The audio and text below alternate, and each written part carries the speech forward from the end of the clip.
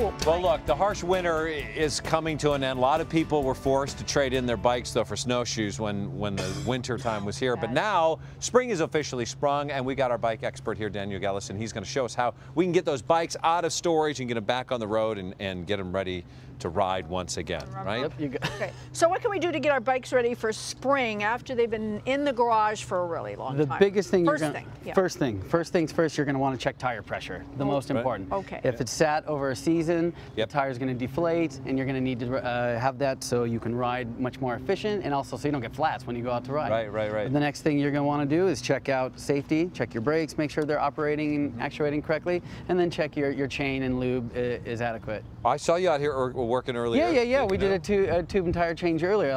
Let me show you. Okay. Take us. What are we looking at here? Take us through this. What do we have here, Daniel? Tell us. Well, the wheel right off? Here, that's the tire lever. Okay. This is actually releasing the tire itself. You want to do that opposite of the valve. The reason being is because it's the least amount of tension on the tube and tire. Oh, it is. It makes it a lot easier. What I'm doing here is I'm actually checking on the inside of the tire to see if there's anything stuck in a staple, a pin. Right.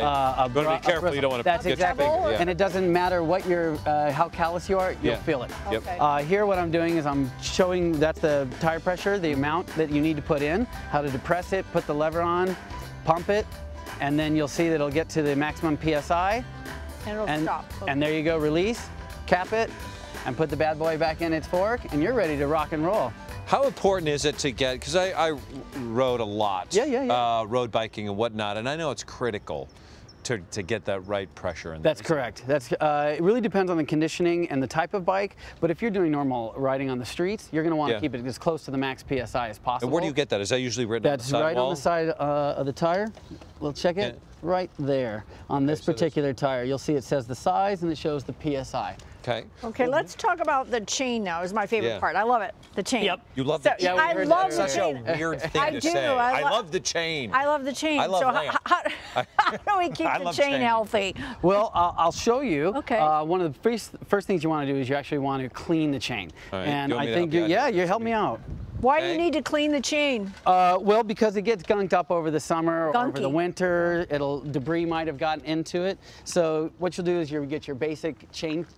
You can get these at any store, any bike shop, I'll say, chain cleaner. What this will allow it to do is get in between and get all the top and bottom of the chain itself.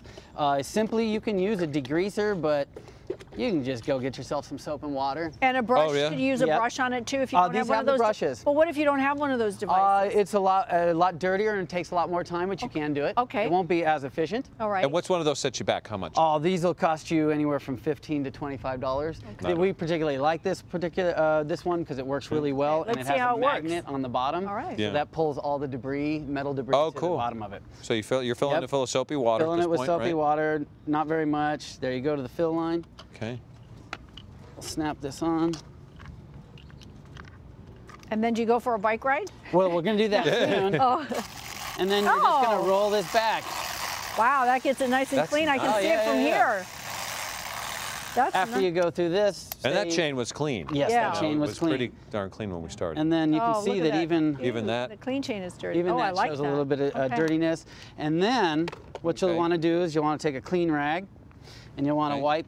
Just any kind of rag or just? You don't want to use a terry cloth, any non-terry cloth that has debris in it, what have you. You know, the little fuzzies. Yeah, because the fuzzies will get him. Right back into your chain and right into your. Now, after it's cleaned, do you have to treat the chain? Well then, after this, since we don't have the time right now, let it sit for about 10-15 minutes till it dries, and then you'll apply lube. And how do we do that? You're going to help me with that. Okay, awesome. Let's do that. You'll remember this, all right? Yep. Really simple.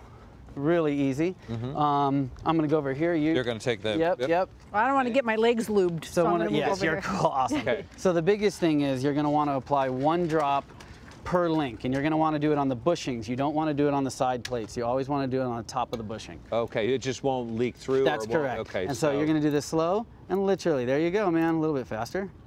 Awesome. There we go. We're just a little too fast, but yep. Okay. And all I'm doing together. It's a teamwork. Yep, yep, it's all good. Right. And if you spill a little, if you get a little on the side plates, that's no big deal, because we're just going to sit there and wipe it right off. And this, we shouldn't use oil or any of this. That's correct. You don't want to use any motor oils or any thick oils, because of the fact that this doesn't heat up like a car or motorcycle, and thus it won't break down. No Vaseline on That's here. correct. No like WD-40. Yeah, WD-40. I do not. I would not. Yeah. I'm sure. Well, and then after you've done that really quickly, don't forget your helmet. Important. Yep. Yep. This is super important.